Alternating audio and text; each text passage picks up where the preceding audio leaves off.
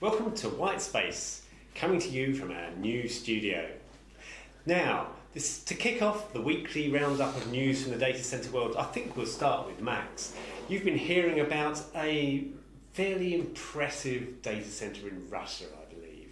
Yes. It's all about nuclear power. So Russians have a crazy amount. Actually, I didn't expect just how many nuclear reactors they have. I believe it's 33 working reactors across, I think, about a dozen plants. So they had this brilliant idea: we have all this power, why don't we build a data center there? A really big one, possibly the biggest one in Russia. Mm-hmm. So 10,000 racks, 80 megawatts. And so the benefits are it can burn through excess power from the plant when there's in the periods of low consumption.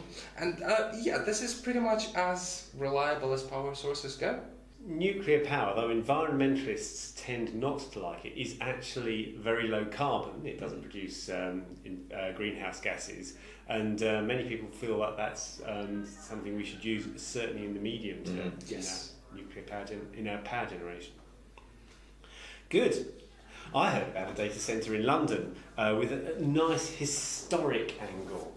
Kao Data is being set up in Kao Park, which is an enterprise zone in Harlow.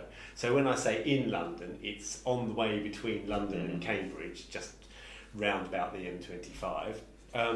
But the interesting thing about this site is it's where international fibre optic cables were invented.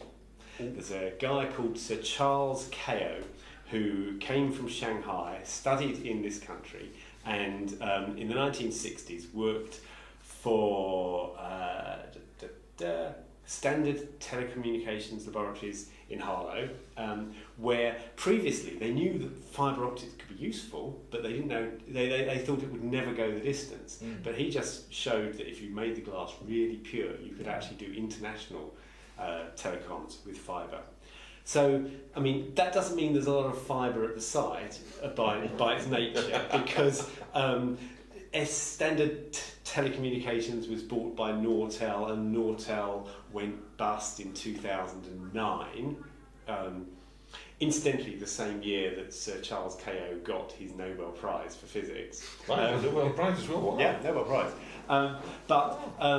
It's prime space, and there are telecommunications links there, and it's going to be a campus which combines both office and data centre space, with the first data centre going online sometime in the middle of 2017. That's really interesting. I'm surprised Harlow haven't shouted with that before. I live very near Harlow. I've never heard of that.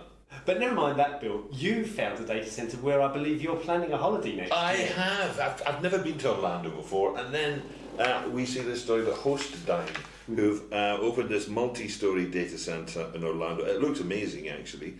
It looks like a little bit like a theme park for data centre people, right, because it has on-site executive suites for overnight visits, including full bathrooms, showers and beds, which Hostdine believes to be an industry first. Well, I've certainly never heard of that. So if you stay there in the middle of the night, you can go down and play with your racks if you want to. Mm-hmm. Good, okay. And when you say it's opened, I mean that's in the sense of having produced a nice diagram of it and plans to build it next year. Yeah, you can do a virtual reality tour and inspect your bed and your bathroom, but it opens next year, yeah. And your security needs will be cared for by drones flying past your window. Yeah, they will have 24-hour, they make a big thing of 24-hour drones patrolling the park, so... Yeah, so seriously, they're already doing that? Yeah. Drones for security? Yes, a whole host, a whole army of drones. Okay, but Max, nuclear's all very well, but we've had a couple of good renewable energy projects announced this week. Top of the list, Google's bought some solar power in North Carolina. It's bought 61 megawatts of solar power, which kind of most of Google's renewable energy purchases so far have been wind energy. They bought wind in Oklahoma, in the Netherlands, in Sweden, and comparatively little solar, although way back Google was actually trying to invest in building its own solar plants. Mm-hmm. This is the current model which is working, where it's a power purchase agreement. Google pays, in this case, Duke Energy, money to run a solar plant, which produces roughly as much energy as its own data center needs, although obviously in a fluctuating way, because that's the way solar works. But we've heard about Duke before, because they were criticized because most of their energy still comes from fossil fuels, and Google was sort of like pointed at because they couldn't find themselves a cleaner supplier, even though they buy cleaner energy. Yeah, criticism of Duke goes way back to some of the Greenpeace criticism of Facebook ages ago. And indeed, this is the first time Google, and we have to give Google credit for making Duke do this, because 2 years back, when Google expanded in North Carolina, they said to Duke, we would like to have power purchase agreements. And after 2 years of ploughing through the regulations, Google is now the first power purchase agreement from Duke, at least according to the news we have. And these power purchase agreements are becoming quite popular. I was talking to Equinix a couple of weeks ago, and they were saying that by January 2017, all of the North American data centres will be powered by renewable energy. Right.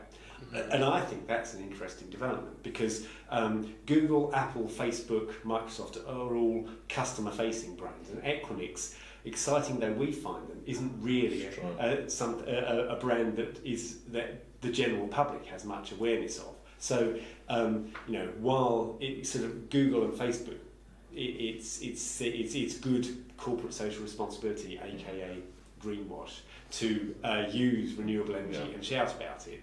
Equinix has a more hard-headed customer base, so it's interesting that they find it a good move. Absolutely. Yeah, so somehow it starts to make business sense.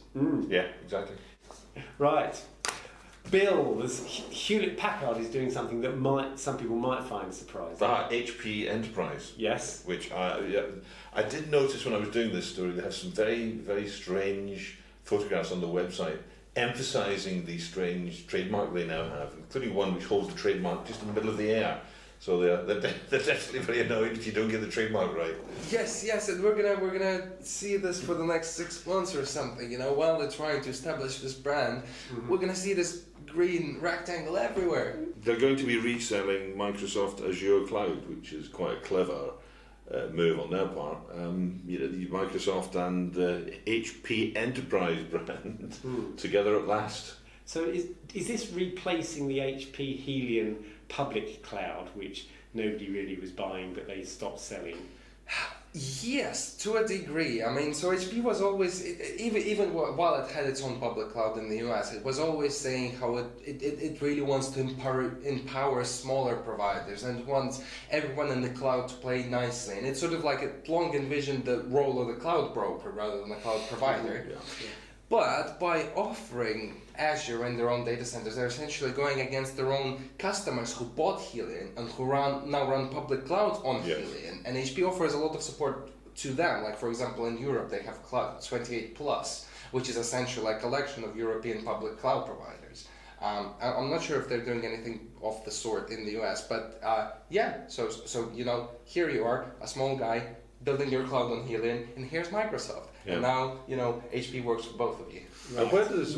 The words channel and conflict come to mind. But I mean, where do most of the Helion customers reside? Are they mostly in North America, or are they European? Probably North America. Whoever likes OpenStack, I would think. Yes. Do you mean people using the Helion OpenStack software, rather than the non-existent people who were using the Helion public cloud? The OpenStack people. Right, yeah. It's quite big in Europe. They do have like dozens of small European providers, which is exactly what they were gunning for. Mm-hmm. Well, the general opinion seems to be that it's a good move.